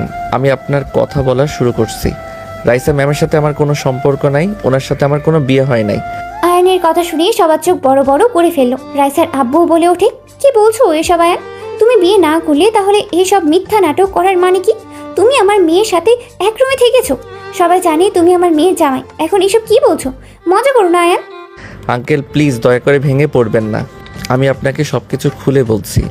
আপনারা ওনাকে অন্য জায়গায় বিয়ে দিতে চাইছেন, উনি অন্য কাউকে ভালোবাসে। তার ফ্যামিলিকে জানাতে পারে নাই দেখে এখানে আসতে পারে নাই। পরে ওনারা উপায় না পেয়ে আমাকে হায়ার করে। আমি আপনাদের ঠকাতে চাই নাই, বাট পরে দেখলাম উনি যাকে ভালোবাসে আমি তাকে খুব ভালো করে চিনি। আমারও পরীক্ষা করার ছিল আসলে আপনার মেয়ে ওই বাড়ির বউ হওয়ার যোগ্য নাকি। কি ফাজিল, তুমি আমাকে পরীক্ষা করছো? সরি, কিছু করার নাই। আপনি যার সাথে সংসার করবেন সেই আমার প্রিয়। তার স্ত্রী খারাপ নাকি ভালো সেইটা তো আমার জানার দরকার ছিল। আপনি অনেক ভালো, আপনি একদম অনেস্ট, যাকে ভালোবাসেন তাকে শুধু ভালোবাসেন, এটা অনেক ভালো লেগেছে। কাকে ভালোবাসে রাইসা? আর সেই ছেলেটা বা কে?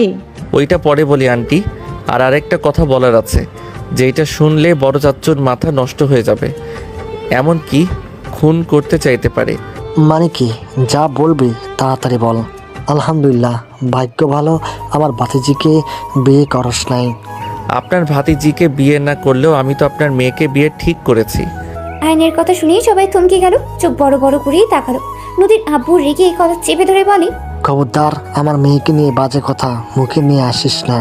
কুল চাচ্চু, এত রেগে যাওয়া ভালো না। এটাই সত্যি, আমি আপনার মেয়ের হাজবেন্ড, আর আমাদের বিয়েটা আমাদের ইচ্ছাকৃতভাবে হয় নাই। তুই খবরদার আমাকে কিছুই বলবি না। তোর মেয়ের জামাই এখন আর নাই, আর মেয়ের জামাই আমি বুঝে নেব। চাচ্চু আমাকে মেয়ের জামাই হিসেবে মেনে নিলেন তাহলে? অসম্ভব। কথাগুলো বলে আয়নের মুখে আরেকটা ঘুষি মারতে যাবে, সাথে সাথে আয়নের আব্বু হাত ধরে ফেলে। নদীর আব্বুকে সরিয়ে দিয়ে আয়নের গালে থাপ্পড় মেরে বলল, তুই তো এত জ্ঞানী, এত মহান, ভালো মানুষ, এত মানুষকে বুঝোস, তুই এখন বল তুই কি কাজটাই ঠিক করছস? তুই কাউকে কিছু না জানিয়ে বিয়ে কিভাবে করলি? আমার কথার উত্তর দে। আমি ভালোবেসে বিয়ে করি নাই যে আমি কাউকে বলবো বিয়েটা দুর্ঘটনাভাবে হয়েছে। আমাকে পুরো কথা বলার সুযোগ তো দিবেন। ওকে বলতে দেন দয়া করে। আয়নকে ছেড়ে দিলে আয়ন ঠোঁট মুছতে মুছতে সব কিছু খুলে বলতে লাগলো। বলা শেষ হইলে আয়ন বলে ওঠে, এভাবে আমাদের বিয়ে হয়েছে। এখন আপনারা বলেন কিভাবে কাকে জানাবো? আর আমরা দুইজন এক রাত হোটেলে থেকেছি, তারপর একে অপর আলাদা রাস্তা। এতদিন আমাদের মাঝে কোনো যোগাযোগ ছিল না। এখানে আসার পর আমি রিয়ালাইজ করি আমার বউকে আমার ভালোবাসা উচিত, তাকে আমার ঘরে তুলে নেওয়া উচিত। বিয়ে যেভাবে হোক না কেন সেই তো আমার স্ত্রী। এই জন্য তো মাঝে মাঝে নদী আপুকে তোমার সাথে দেখতাম। আমি ভেবেছিলাম দুলাভাই, তাই হয়তো গল্প করতে যাই। তার মানে গতকাল আমার সাথে শুয়ে থাকার কারণ দেখতে এসেছিলে? আমরা আসলে কি করছি, আয়ন আমাকে টাচ করে কিনা এইসব দেখার জন্য শুয়েছিলে? আয়ান আমাকে বলেছিল আমার সাথে বাসর করবে, তাই আমি নিজেকে সামলাতে পারি নাই। আমার রাগ হচ্ছিল আর অনেক কষ্ট হচ্ছিল। নিজের স্বামীকে অন্য মেয়ের সাথে কোন নারী বা দেখতে পারবে, তাই আমাকে এইসব বলছিল জন্য আমি তোদের এক হতে দিব না দেখে গেছিলাম। রাইসা ফিক করে হেসে দিয়ে বলে, পাঁচিল ছেলে, আমার বোনে কিভাবে জেলাসি করাইছো কেন? কি করব, একটু দেখা লাগতো আসলে ভালোবাসে নাকি না। Just start up. সবাই চুপ করবে? যাতে যাই হয়ে যাক, আমি তোর হাতে আমার মেয়েকে দিব না। ভালো হয়েছে তোর সাথে আমার মেয়ে থাকে নাই। আমি খুব তাড়াতাড়ি তোর সাথে ডিভোর্স দিব। রাফি বাবা, তুমি তো শুনলে ওদের মধ্যে কোনো সম্পর্ক নাই, বিয়ে শুধু হয়েছে। দুঃখিত চাচু, ওদের মাঝে সম্পর্ক থাক বা না থাক, আমি নদীকে বিয়ে করতে পারবো না। শুধু নদী কেন, কোনো মেয়েকে বিয়ে করতে পারবো না। কেন, তুই আবার ছোট ভাইয়ের মতো বিয়ে করে রাখছস নাকি? আম্মু, রাইসা আপু তোমার বড় বৌমা, আর নদী তোমার ছোট বৌমা, আর আশিক তোমার মেয়ের জামাই। আতিয়া আশিক রিলেশনে আছে, আর ভাইয়া আর রাইসা আপু রিলেশনে আছে। রাফি ভাইয়া আব্বুর ভয়ে কিছু বলতে পারে নাই। আমি বলে দিলাম, এখন তোমরা মেনে নিবে নাকি না। যদি নাও ভালো, না নিলে কিছু করার নাই। জ্ঞানী, তোমার একমাত্র মেজো ছেলেটা সব থেকে ভালো, আর দুইটা সেম। বুঝতে পারলাম না তোমরা যাদের ভালোবেসেছো সেইগুলো এমন কেন হয়েছে। আয়নের কথা শুনে রাইসার আব্বু বলে, আয়ান এসব কি বলছো? ছোট ভাই, আয়ান তোমাকে আব্বু কেন বলছে? আয়ান আমার সন্তান। আয়নের আব্বুর কথা শুনে সবার চোখ ছানা বড়া হয়ে গেল। দাদিমা বলে ওঠে, হ্যাঁ, আয়ান আমার ছোট নাতি। বড় খোকা, তুই আয়ানকে যেভাবে অপমান করছস, যে ব্যবহারগুলো করছস, শুধুমাত্র আয়ানের জন্য আমি চুপ ছিলাম। আয়ান যা আছে তোর এক ভাগও তাই নেই। আয়ান চাইলে তোর কোম্পানিকে কিনে ফেলে দিলেও ওর ইনকাম কমবে না। আয়ান যদি ছোটর ছেলে হয় তাহলে ও এমপ্লয় কিভাবে হয়? আয়ান আমার উপর রাগ করে পালিয়ে দেশে আসে। ওই আমাকে ঘৃণ্য করে। আমি আমার সন্তানকে দূর থেকে খোঁজ খবর নিতাম, বাট দিনাজপুরে গিয়ে এইসব হয়েছে, এইসব আমি জানতাম না। যাই হোক, অত কথা বলে লাভ নাই। নদী যেহেতু আমার বৌমা হয়ে গেছে, আমার সন্তান খুশি তো আমরাও খুশি। আর রাইসাকে যেহেতু রাফি ভালোবাসে, সেখানে আমার আর কোনো সমস্যাই নাই। যার যার মতো তাদের পার্টনার খুঁজে নিয়েছে, এখানে আর কিছু বলার নাই। বাট আশিক, তোমাদের বিয়ে দিলেও আমার মেয়েকে এই বাড়িতে পাঠাবো না। চাচু, আমি কি করেছি? কেন পাঠাবেন না? তোমরা দুইজন আরো একটু বড় হও, পড়াশোনা শেষ করো, তারপর। আচ্ছা বড় ভাইজান, আপনার কি কোনো আপত্তি আছে? না আয়ান, ক্ষমা করে দিও। আমাকে তো একবার বলতে পারতে যে তুমি আমাদের ভাতিজা। আসল ব্যবহার তো সবার দেখলাম। যাই হোক নদী, তুমি যদি ভেবে থাকো আমি ওনার ছেলে দেখে লন্ডন গিয়ে থাকতো, তাহলে ভুল। আমি ওই বস্তিতে থাকবো। আমার সাথে যদি বস্তিতে থাকতে পারো তাহলে আমার হাতটা শক্ত করে ধরবে, ছাড়তে পারবে না। আর যদি না ধরো তাহলে সারা জীবনের মতো চলে যাবে। নদী আয়নের হাত শক্ত করে ধরে বলে, স্বামী যেখানে আমিও সেখানে, কিন্তু পরনারীদের থেকে দূরে থাকতে হবে। যদি কোনো নারীর সাথে দেখি তাহলে কিন্তু। বুঝছি, খুন করবে নাকি? ও থুকু, আমি তো মারা গেছে, আমাকে আবার খুন করবে কিভাবে? আয়নের কথা শুনে সবাই হেসে দিলে নদী আয়নকে মারতে মারতে বলে, আমি রেগে বলছি, তুমি চুপ করেছিলে তাই বলছি। ও আচ্ছা, আমি তো ভেবেছিলাম সত্যি মারা গেছি। চুপ করো। আয়ন চুপ হয়ে গেলে সবাই হাসতে লাগলো। নদী আয়নের বাহু জড়িয়ে ধরে লজ্জা পেয়ে গেল। আয়ান হেসে দিল নদীকে জড়িয়ে নিয়ে।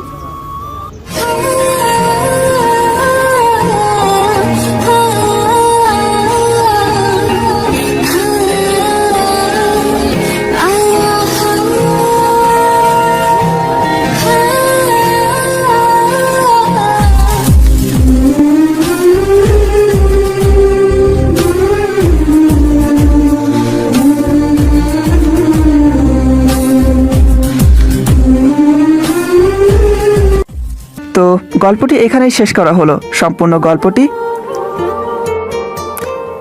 যদি আপনাদের ভালো লেগে থাকে তাহলে অবশ্যই ভিডিওটি শেয়ার করুন, আর আমাদের চ্যানেলে নতুন হয়ে থাকলে অবশ্যই চ্যানেলটিকে সাবস্ক্রাইব করে পাশে থাকা বেল আইকনটি বাজিয়ে দিন।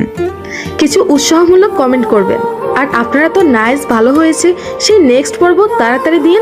এসব তো আমার কাছে উৎসাহ মনে হয় না, এই সব তো আমার কাছে উৎসাহ মনে হয় না। তাই বলি আমাদের কিছু উৎসাহ দিন, আমাদেরকে কিছু উৎসাহ দিন। দেখবেন পরবর্তী গল্পগুলো আরো সুন্দর হবে। ধন্যবাদ সবাইকে।